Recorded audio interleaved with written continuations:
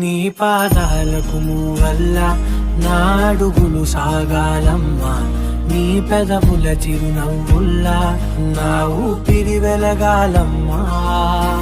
నిరంతరం నీ చంటి పాపల్లే ఉండాలి నేనన్నాళ్ళకి, నిన్ను దిలెంతగా ఎదగాలనుకోనే అమ్మా. అణువణువణు నీ కొలువే అమ్మా, ఎదసడిలో శృతిలయలు నువ్వే అమ్మా.